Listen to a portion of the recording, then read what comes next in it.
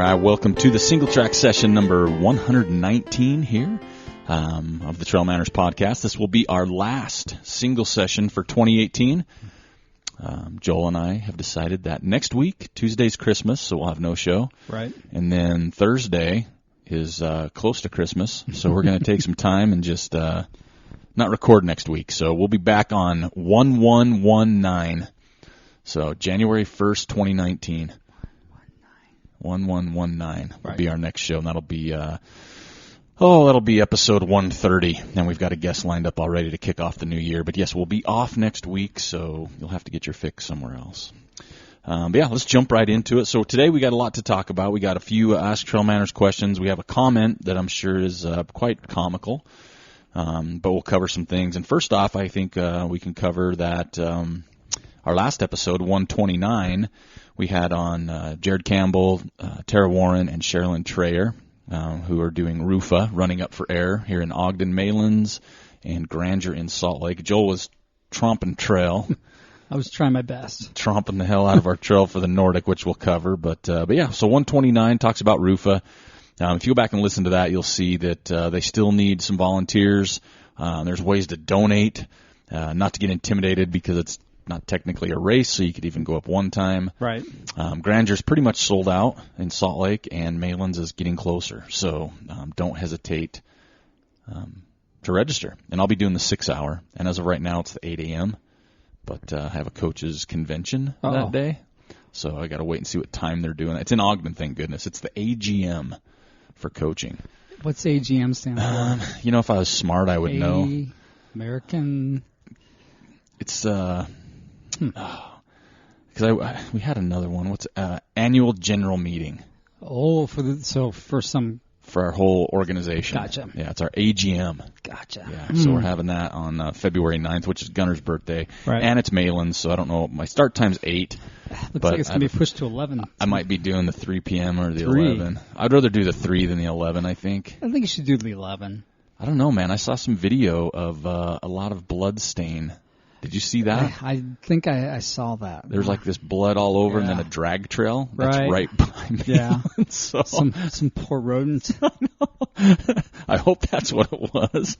But yeah, I don't know. So I don't know which one I'm going to end up doing. But let's just jump into it, man. We're going to be giving away an entry into the 6 hours of Malin, the RUFA. Right. So it doesn't matter what start time. You can pick which one you want. So we're going to do a contest. We're giving this away for TrailManners. So all you have to do is on Singletrack Session 119 on Facebook, just tag a friend you want to come and have come hang out with you on that, right? So someone that, you're going to win, right? That's what you're going to go into it and say, if I win, you need to register and you need to come with me. That's right. Because it's I think they said 2,300 feet of climb. You start at 29th Street, Trailhead, and you go up and down as many times as you can in a 6 hour period. So tag somebody, which means the @ symbol, their name, it highlights it, puts their name there, who you want to, and we're going to have the drawing. We'll have the announcement on January 3rd for the winner of the Maylands RUFA, the 6 hour event. So pretty simple, pretty easy, and it helps spread the word, so help us out there. And that's a contest for that one, but we are giving away an El Vaquero race entry. Yes. So we've had this contest going for a couple weeks, and this is by our good friend, and congratulations. Our friend Grant Nicholas in the Jackson area is now engaged. Yep. So congratulations there. And he's the one that's giving away this entry, and we have a winner. We have 3 deep, right? So you have a week to claim this. I think that's fair. You have 1 week to get a hold of us and say, hey, I'm going to run it, or you know what, I'm not going to run it. Right. If you're on the fence, pass. Yeah. Because it's selling out. Do that. Yeah, it's selling out, and we need to get this one going. So the winner, first place, and if they don't claim it, then we'll announce the second place, and then we'll go all the way to third or farther, whoever wants it. But the winner goes to Megan Martinez. So she has won the El Vaquero race entry. It can be 25K or 50K. Right. You have 7 days, which means you have until the 27th of December to email me, manners@trailmanners.com, to claim it. If you aren't going to run it, let me know. That's fine. And then we'll pass it on to the second place person, which we have here. So Okay, so what else we got? So it was a great show. Jared Campbell, super fun. Sherilyn and Tara, they had met Jared for the first time. So they said they were in awe. They'd never met him in person. Really? Yeah. So it was kind of fun. Yeah.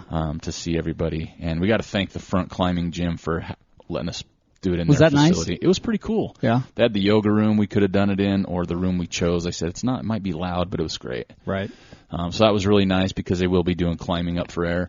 Right. But it's pretty interesting them talking about all the athletes they have coming to both events, Right. both Ogden and Salt Lake, and there's some hitters coming, man. It's pretty sweet. Yeah, it's pretty cool to see that this is taking off. Yeah, now. and Jared mentioned he'd like to see one in Provo. He'd like to see one in Cache Valley. Yeah. They have one in Colorado already. Right. So he's pretty excited the way this is growing and moving forward. So that was fun. And then, of course, this past weekend was probably the biggest news. We're not going to cover any races because there's only one that was it was big. Big news. The Nordic Valley 7K. Right. We put on this past Saturday up at Nordic Valley, the ski resort, which are gracious hosts. This year we had no issues with having snow.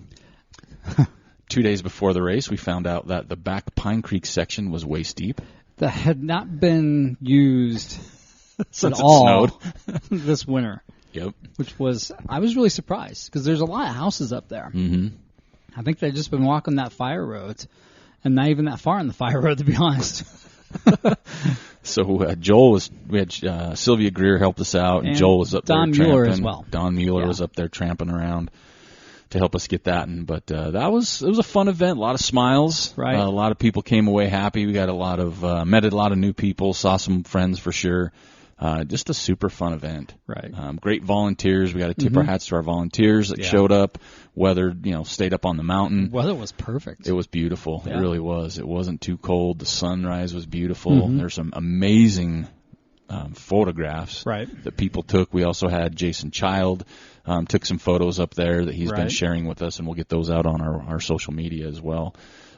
Super fun day, lot of fun, and we are happy and thankful for all you that came out and supported the event. So we very much appreciate you coming out for that.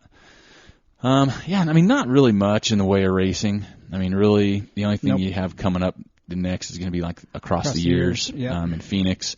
And they do have some runners coming out to that. They got the 6-day one, which I don't understand to this day. 6 days around the loop. I don't get it. I would need some now, is serious... this loop on a track, or is this like a dirt path? I think it's more of a dirt path. It goes around a ranch. It's a 1.05, so barely over a mile loop. Unbelievable. That'd be more manageable, I think, than the track. I couldn't do a track. I don't know if I could do 1 mile loops for 6 days. Oh, no, that's You know what I mean? And there's some people coming out doing. Ann Trayson, she's going to be doing it. The 6-day? Yeah, she's registered for the 6-day event. There's some other names too, but our friend Scott Jaime. He's in the 48-hour race, and I'm going to be talking to him about that because that's I got to give him some grief. And I'm going to say this: today is Tuesday the 18th, and last night was Monday Night Football, and I beat Scott Jaime in my fantasy football semifinal by 1.7 points. Wow! So basically, less than 20 yards. Yeah. Total for all our players. So I'm in the final in my fantasy football league. So a lot league. better than last year. Yeah, and it's the money league. So this is one I really focused on this year. I was like, I'm not going to mess around with some other ones. I'm going to focus. I did.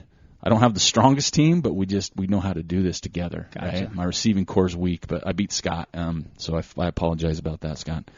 Our buddy Mark Hammond here in Salt Lake is going to be doing the 24-hour event. So there's a lot of people that show up to run around in circles still.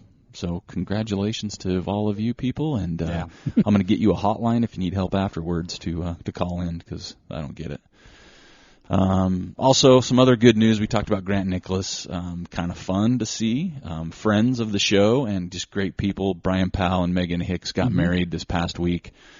Just went down to the local courthouse and said the I do's, and that's the best way to do it. It's like paper legit now. Yeah. So congratulations to those guys. They're just amazing, and everything they've ever done for the trail running community and continue to do. But just good people. all around. So great job. Congratulations. Another milestone, our friend Aaron Hill. Did you see that? 1 million feet of vert. Yeah, I did see that. 1 million feet of vert for the year. That's a lot. $1 million. I didn't bring my calculator, but 1 million divided by 52 is a lot, right? When I first saw that's the average. That would give us the average per week. So 1 million, that's just a lot. Like I was looking at that, like I don't know how. Yeah, I mean, let's see. Let's try it. How many zeros is that? 1, 2, 3. 1, 2, 3. Right? Divided by 52. Yeah. And so basically 51 because we still have a week to go. Let's say 52. That'll give us the average for the year. 19,230-ish. Feet every week. Every week. She's got to climb. That's a lot. Yeah. That's a weekly average. So I'd be happy with 1,000 a week at this point. I know, right? My running total for 5 years is 500,000. Yes. So that's pretty cool, though. And I know a lot of people do fun stuff out there like that. But Aaron's a friend of the show, a friend of ours, and so that's pretty cool. But I have some fun stuff to talk about now. Okay. So did you see Carl Meltzer's comment on Facebook this past week? It caused a little bit. What was it about? Ultra Runner of the Year. It caused a little bit of a stir and some thinking. I saw a little bit, and I read just a little bit of the comments, and then I just got tired of it and went somewhere else. So basically, he says, in his eyes, he says, I believe this is one of the weakest years for U.S. runners in ultra running. I think we've talked about that some this year. He said, don't get me wrong, there's many great performances, but with the exception of a few people, no one really stacked a bunch of results all year without at least one DNF. Right. He's like, he doesn't know what to, I don't know if I think he's a voter maybe. I bet you he's on the panel. Yeah, so it's pretty interesting, and there's just a lot of comments, and I guess FKTs aren't part of the process. It's race specific. That's too bad. That the FKT should be thrown in there, I think. Yeah, so it's race specific, and they were talking about it's a volume of work that you've done for that year. For the whole year, yeah, I think so. It's ultra running. But, but I did talk about how the North Face kind of hurt people by not having that race for this. Yes, right? For sure. People are chiming in. Of course, everybody's like, well, Jim did, Western States, what he did there, somewhere else. And Carl's... He had 2 races and a DNF. Yeah, and Carl's basically like, hey, for performance of the year, he wins. That's Carl's thing. He's like, he's got the performance of the year for race, but not ultra really runner close. of the year. I don't know. I think what Rob Carr did at Leadville is just as impressive, considering that he came in top 10 of the mountain bike race a week earlier. And he's a little more into the radar than he used to be, too. He's older, yeah. So he's not like I would say running choice. That fast at altitude is probably harder. That's why I think they've got their work cut out for them. I know it was kind of unanimous on the women's side. It's like it's Courtney's. That's a no-brainer. Yeah, it's like Courtney's. People are throwing Darcy's name in. They're throwing Camille's name in. Yeah. And even Carl said, performance of the year, Camille, some of the stuff she's pulled off, obviously. But he's like, you got to remember, it's different between one performance as opposed to your entire resume. I think what Courtney did at Big's Backyard is you can't say that is not the potential to be performance of the year. Well, and there was some debate there that's a DNF because she didn't win because that's how that race is set up. If you don't take first, it's a DNF. So people are like, well, isn't that a DNF? And it's like, and then she did DNF. The 24-hour race. Yeah. And so, which is fine. Yeah. She's allowed to have that. Yeah, considering everything else she's done. And so it's just interesting to see people going back and forth on, people are talking about men. Jeff Browning's name's thrown in there. Right. And then people are calling, if you think Jeff is, you're kind of a homer. It's not about, people you like. And it's like, well, his resume, resume. What he did consistently again. Right. Was pretty throughout stout. the year. He was very consistent and was, definitely worthy of, I think, second place. Yep. But it'll be interesting. Like, I don't know if however this vote goes down, whoever does take top male, right? It's going to be debated, right? Well, then it should be. I think Carl's right. This is probably the weakest year for U.S. male. And what do you think? Do you think that attributes to there's so many races now? Because there's a name. Okay, here's a name for you. Jimmy Elam in Salt Lake, right? Mm-hmm. He had a really good year, right? But then they're like, but he had no competition. He had one race that's that's a legit. quote unquote competitive race. Right. I think that's totally legit now, considering how deep the fields are on both men's and women's side. And then Mark Hammond, people are talking about him. It's like, but he's too under. Like people don't know him because he's so under the radar. Well, but you got to give me a couple first place finishes with competition. You can't go run some podunk race, win, and then be expected. Dylan Bowman was thrown in the mix. Krar was thrown in the mix. Hazen was thrown in the mix. Right. For potential. What Hazen did, that should be close to Performance of the Year. Yeah, because it was under hard conditions. It's almost like Performance of the Year for men is more. I think that's really close. Deep than Ultra Runner of the Year for men, right? It's a deeper, more of a crapshoot. Yeah. As far as there was quite a few of them. Even Ultra Runner of the Year, I don't have one on the men's side. There's nothing. Krar did great. He had 2 really impressive wins.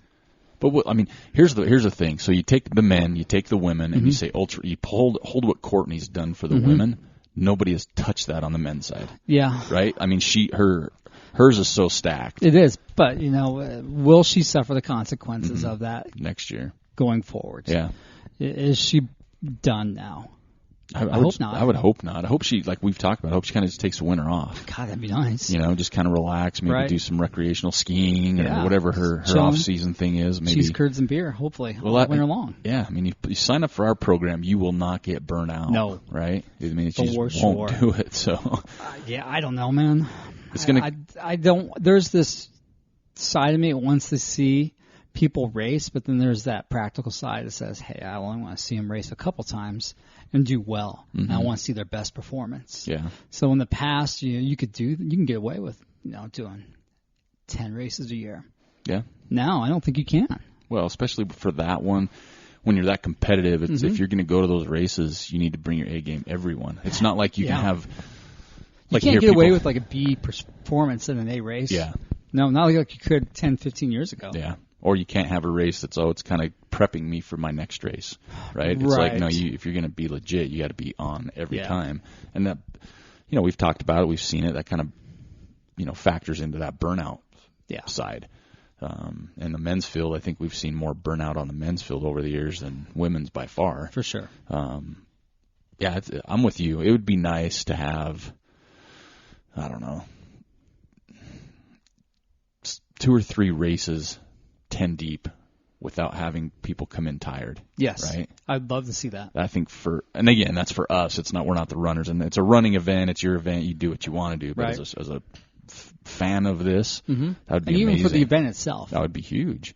I mean, it'd be nice to see that. And, there's some other comments saying, until there's prize money, you're going to see this, people racing a lot, trying to win $1,000 here, $1,000 there, where if you run a marathon, here's $10,000 for this win, $20,000, it's like they only have to race twice a year.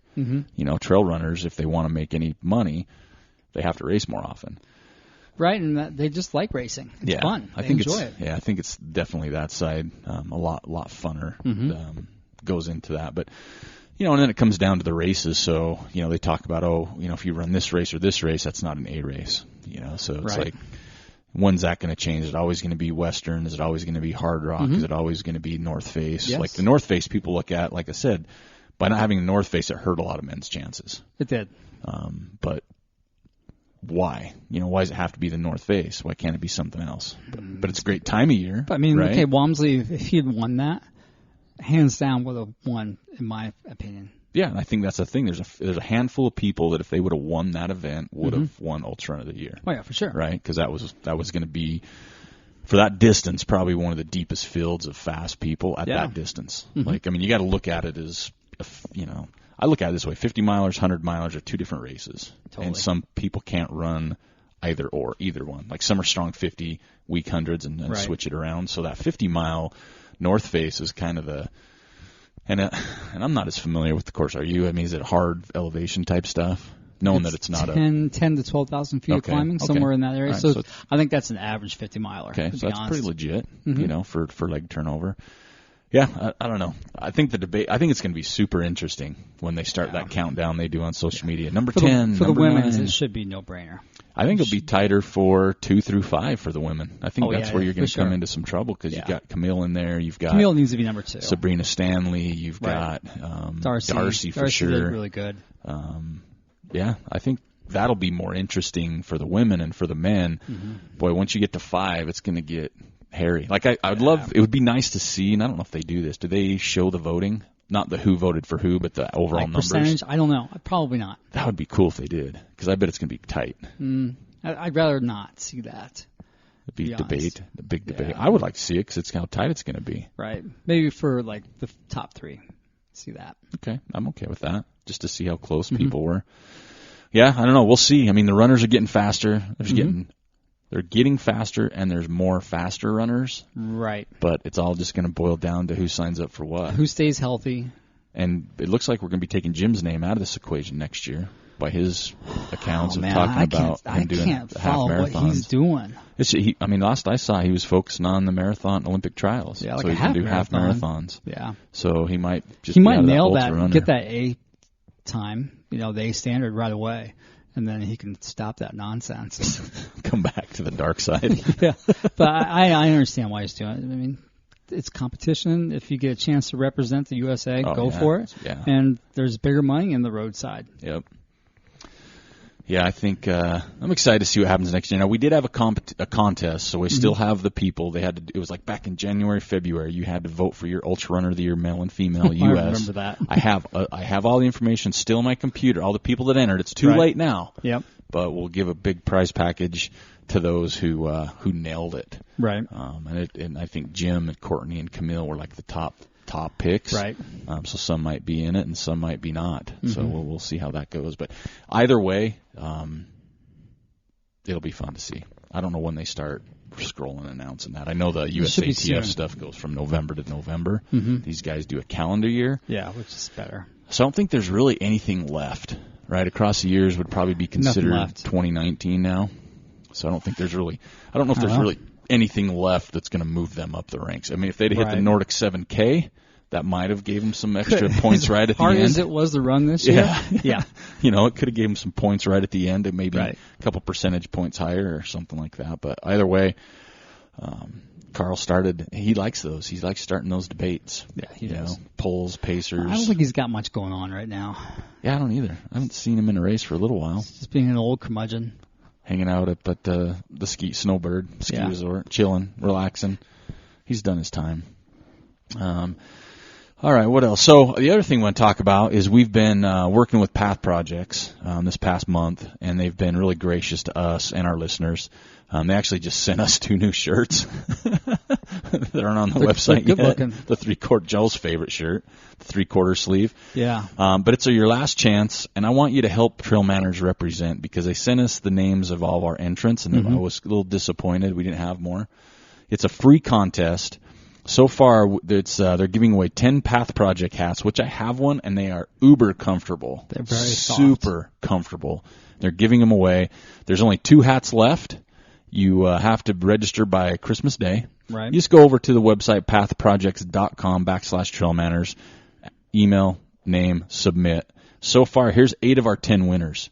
We have, and this isn't picked, but this is Path Project picks this through their spreadsheet. Jeff Hart, Patrick Forsyth, Chad Smith, Stacy Barker, Tim Jacobson, Aaron Giles, Garth Harris, and Cheryl Davis. Those are the 8 winners so far, with 2 more to go, and the last 2 winners will be announced on around the 28th of December. So close your year out. Head over to pathprojects.com.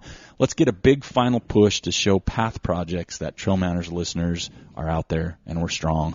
Pathprojects.com/TrailManners. Go ahead and enter, and there's 2 hats left for you to win, and you will not regret, because they are super comfy, and their apparel's legit. I had on our Nordic race, I had on the short sleeve and then my Pyrenees hoodie over top of that, and then my jacket. I'm telling you, man, it may not have looked it by the people there, but I like $1 million. Huh? I felt sexy all day. It was. I got caught picking my nose. Had a sweet little Christmas card. That was kind of fun. I think Joel took that photo. I did. But that was good. So anyway, thanks to our friends at Path Projects, Flo, Eric and Scott, for your continued support of the TrailManners podcast, and we hope we can return the favor with our listeners. So, all right, so let's start. Next up, we'll do Strava. So the Strava week was pretty good. We got about 550 people in our Strava page. Donna Jodoin, Jodoin, out of BC, did distance 99.4. Which was a 100-mile race in Argentina. Nice. So she got the distance and the run time of 56 hours. It must have been a hard race. I think so. And then climbing goes to Arturo Anea, 31,618, wow. And followed up by Trevor Fuchs and Preston Wood, who we know they are training for. Those boys. They needed to be doing this a couple months ago. Yeah, they're at 20. They did 20 and 18 between the two of them, so they still got some work to do. So close to the races in a couple weeks, right? Yeah. Oh man. So I'm looking at this Donna Jodoin. She did the La Mission 100-miler Argentina. It was 99.42 miles. Something had to go wrong here. I can't buy this. Average pace per mile was 33:48. For 56 hours. So I don't know if could that be right? That's something. It's like not right. We're a mile per half hour. She was 4th woman and 18th overall in the race. I'm just looking at her Strava page. What are the other finishing times? I don't know. I'm just looking at it. It doesn't have the result. It just has like the Strava time. Gotcha. She has a Santa hat on in the photo. Poles. It looks pretty rugged. I don't know much about the race, but that just seems like a slow race. Yeah. A half hour a mile. That sounds terrible. 56 hours for a 100-mile race. Yeah. But there's one picture, she's smiling, so congratulations on even finishing that if that's how it works out. Let's go. Say Woody Footies this week was my turn. This was extremely difficult because there were quite a few photos. Probably one of my favorite photos was by a gentleman named Gary Davis. Yeah. It was the start of the Nordic Valley 7K. Absolutely beautiful. Yeah, it was so amazing. Jason Child had some great photos. He was out on the course. There were some really good shots. I like Jen McPain's with her group at our race. There's a big group of her friends hanging out, even though they didn't save us any champagne, beer, or food, which we'll talk about that later to Jen and her crew. Another nice group run in Virginia Mountains in Nevada. Christina Neudorf, a great group of people. I think that's really cool when you get them all together. Kim Lake Windver, Twin Peaks, San Francisco was cool. Congratulations to Brooke Rowland. She's been out for 6 weeks due to a huge injury. She was back on the BST in Provo. But my dog just ate something gnarly. He's not smelling too good, so I apologize. I'm choking. The winning picture for me this week goes to, let me find it again. I'm right here. It was Laurel DeVore in the Grand Canyon. Oh, nice. That one was super solid. So Laurel DeVore, go ahead and message me at manners@trailmanners.com for your Woody Footy hat, and we'll go ahead and get that right out to you. Congratulations there. And, Joel, we've got some Ask Trail Manners questions, and some of it is also a comment that we'll have over here. So the first one comes from basically a Christmas guide episode. And my dog's making me. You're going to be put away for our next episode. You don't get a microphone either. Here's our first one. Hey, guys, last-minute Christmas guide questions. Oh, I need this is last minute. I know, right? Because this launches like 5 days before Christmas. Right. I need some good headphones for running. Oh. I don't use music/podcasts too often on a run, but mixing things up for 2019. Mm-hmm. What do you guys use or recommend? I've always used cheap $20 wired headphones, right, but not opposed to stepping it up. Mm-hmm. Thanks for the podcast and all you do. Happy holidays to all the Trail Manners listeners across the world. Cheers, Mike from St. Paul, Minnesota. Oh, nice. St. Paul. Yeah, he was specific. I like how our listeners are getting the hang of telling me where they're from. So basically, he needs some headphones, Joel. Yeah. He doesn't care what kind. He's like, just what do you recommend, or what do you use? So I'm gonna start with you because you listen to music more than I do. I do. So what do you recommend? So I've been using those Jaybird wireless ones. The Run X3 Run or something. The Runs. Okay. Yeah. For shorter distances. Because they're perfect. Wireless. They're just right in your ear. Yeah. 4-hour battery life, but then the case itself has a charger in it that carries another 4 hours. So you can get 8 hours out of it if you want to. Okay. And they stay in pretty good? Yeah. Really? Yeah. So. Yeah. They're kind of, if you wear them for a while, they kind of get heavy. Do they? Yeah. I only actually wear the right one. That's what I kind of like about it. Okay. You can wear just one. It has to be the right one, though. They're fine for short stuff. Okay. Yeah. If I'm going longer or if I want that comfort, I use a Bose. Bose? Wired ones? Wired ones, old school plug into my iPod. Okay. Yeah, I like those. Those are comfortable, no problems. The sound quality is great. Don't got to worry about it running out of battery life. I got it for $50 off of Amazon. Nice. Good deal. So still plenty of time. I don't use music as much, but I do have my old like second gen Apple earbuds, the round ones. Those were my favorite. Yeah. And if I could, I would use those all the time. And what I did is they're wired, so I cut one of them off. Right. And so I just so it comes up through my shirt or wherever, and I just have one earbud. The other one's cut, so I don't have to worry about it dangling around, because I don't use two headphones when I run. Right. But I did get a pair of Jaybirds with the wire that connects them in the back. I forgot the name of that. There's a couple models. It's not the new Terra one. Not the Terra one. Tarah, but it's the other one. Yeah, I don't know. And I haven't used it yet because I haven't ran for like a month. Right. But it'll be interesting to see how those go. The only thing I don't like about them is you have to use two, and that's the one thing that really, But it was a good deal. Right. From Best Buy, so I go with that one. So I think a lot of it depends on if you like to use one or two. Right. So I would use the new AirPod ones. Are those the AirPods? Is that what those the are? new Apple ones. Because they make an attachment, the little wing thing. Oh, yeah. They make something you can slide on there. Okay. I would probably use that if I, had a pair, I guess. I don't know. I've looked at those, but... My biggest concern is that configuration. The wired version always fell out of my ears. Yeah. Constantly. The older ones, the kind of ovally, goofy shaped ones. Yeah. Yeah, I don't like those. I give them to my kids. Yeah, I can't stand those. There you go. They don't stay in there, but they come with the wings, or they come with an add-on wing. Okay. That could be a nice try. Because I got some of the wired Bose ones as well. Yeah. For when I'm home and doing stuff. But I don't know if I'd run in those or not. I don't know. I'm kind of weird when it comes to running because I actually dropped my work phone yesterday and it shattered the screen. I've never had that happen before. So I don't like to take nice stuff running. Like phones, earbuds, nice stuff scares me. Right. 'Cause I'll be the guy that breaks it for sure. If it's cheap, then I don't really care. Like sunglasses, same kind of thing. Oh, yeah. All right. Next one is from Steve in Boise. Hey, TM.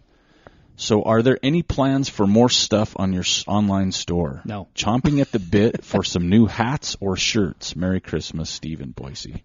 So, Steve, we don't have any money. So, yeah, because I got an email. It wasn't an Ask TrailManners asking if we were doing beanies this year, which we didn't because we still have some beanies from last year left over. So if you need beanies, grab them. They're hot. And it's cold outside, folks. Yes. Baby, it's cold outside. So, yeah, Steve, there's no plans right now for any new hats or shirts, so you can reach out to me. I might have some stuff, especially if you're chomping at the bit. So, yeah, there we go. Next one. Here's one that giggled me a little bit. Mm-hmm. So we don't really have any. I think the first one was our real question. Like legit question. Yeah. There's another one, but here's this one. It starts off. I do not have a question, but more of a comment. Good. You guys owe me a car detail. Seriously. Car detail. Yeah, like she wants cleaning. and she said seriously. Talking about Joel's hell scare was one of my top moments in 2018. I am not joking. I sent Latte flying on my drive to work. Luckily, I had a coat on, so it didn't get on my clothes. I also then found myself laughing throughout the day at work for just no good reason.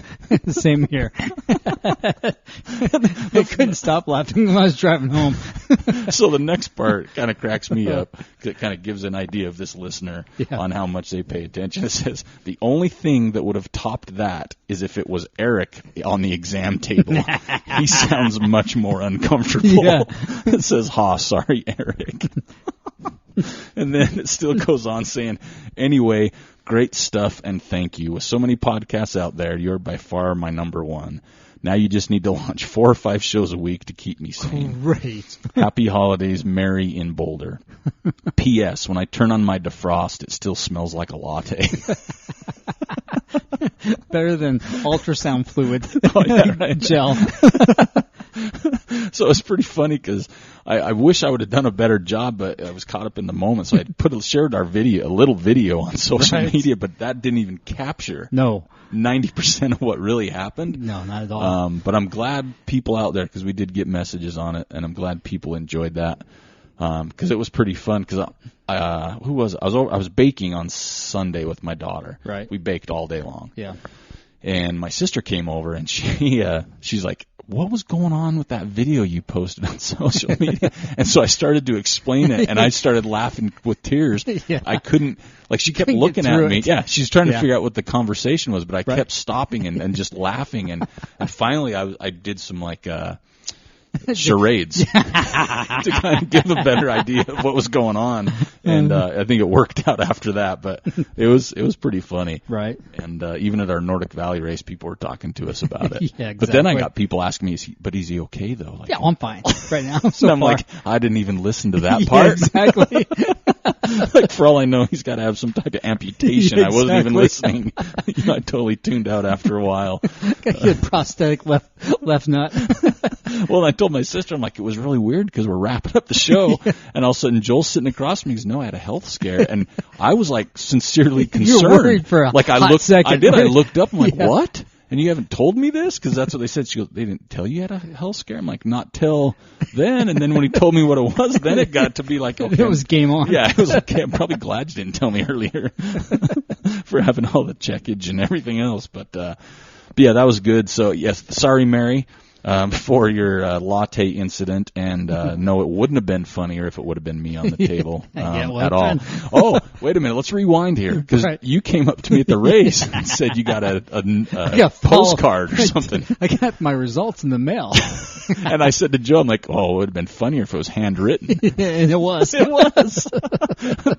by the girl that had the ultras on. Yeah, she sent me a nice little note saying, there's nothing wrong with you, you big sissy. Basically. And she's like, well, if you have any, if there's pain that persists, you can come back in for another follow-up, which, you're just like, yeah, that's not happening.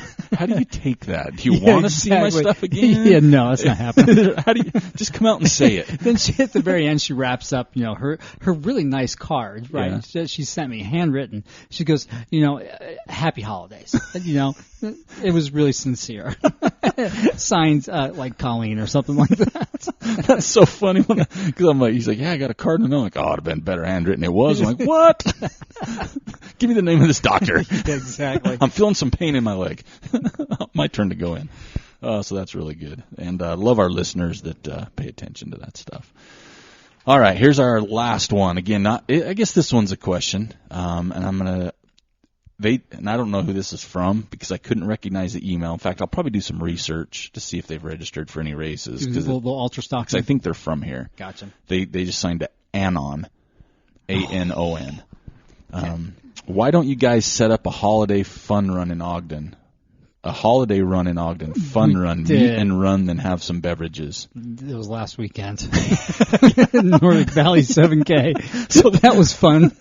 It was close to the holidays. Yeah, right. It might have cost you $35. You could have lots of beverages afterwards. Yeah, as many as you want.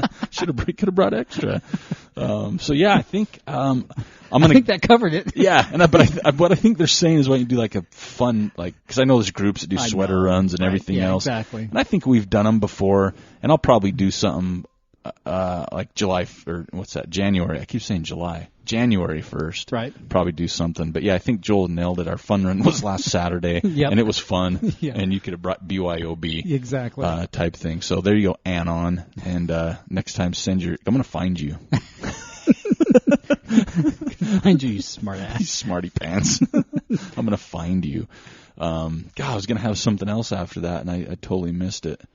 I wanted to thank, so we had our some of our race check-in at Gear 30 here in Ogden, and Ty Draney came down. We got to talk to him, and he, I'm not going to spill any beans, but he's got a pretty stout race schedule this year. Right. Yeah, he was telling me what he's doing. You could tell just by the way he was running and just kind of his subtle hints. Yeah. Because that's how he operates. Yeah, he took third. Yeah. They couldn't keep up really with Joseph people. Taylor's leg stride. Oh my gosh. Yeah, he just crushed it, man. I'm gonna tell you right now, Joseph Taylor, top 10 Tarawera. Oh yeah, because he's going down there. Mm-hmm. Man, I'll tell you, I there was no way. Someone asked me, I was like, no one's coming in under an hour for this race because of the conditions. I know, right? He came in at 56:01. Crazy. But yeah, he's going down to Tarawera. Is it January or February? One of the two. February-ish or March. So he's doing that race, and he's solid, man. Yeah, dude, he's good. Tall, leg turnover speed. Yeah, he's got the mental. Yeah, he's got it mental going. Testicular fortitude. Just stuck there. Yeah. And then I want to thank Jeremy Haddock for the Gosner's cheese curds. Absolutely made my evening. We had regular squeaky and jalapeno squeaky, and those were pretty good, but I couldn't eat a lot of those. Jalapeno squeaky on the way in and the way out. They didn't squeak on the way out. It was not squeaky, let me tell you that right now. It was Dumb and Dumber on the way out. But yeah, I think that's it. That's all the Ask TrailManners questions we have. I think we covered everything that we wanted to, other than, we still have our Ogden Trail Running Festival in May that we are going to start promoting now that we're done with the Nordic Valley race. Definitely want to thank the people that came out to Nordic and supported that event. Just a fun time on the hill. I know some people actually stayed and skied, which was at a discounted rate. Right. So good job for you guys. And then I think this is our last show for 2018. So I think just real quick, I just want to thank everybody for listening to the podcast. A little sporadic this year for reasons, but looking forward to 2019. We want to wish everybody a happy holiday, and really excited to move forward in 2019 to do some fun stuff. We already have some neat guests lined up that want to be on the show that we'll connect with, and we really want to thank all the listeners. We want to thank people that supported the show, the Path Projects. We can't recommend them enough, and once you try their stuff, you'll understand why. So spend a little extra for that. But yeah, it's been a solid year. A lot of fun. We've had fun with everybody out there, and I know 2019's got some fun stuff planned. So I think that's it for us today. Singletrack Session 119 and the end of podcasting for 2018 for us. So we'll see you in 2019. Send your Ask TrailManners questions in, though. We want to keep that rolling. And any ideas you have for the show, we're always open for ideas, so send those our way as well. So this is Eric and Joel. Happy holidays and a happy new year to everybody out there, and we are out.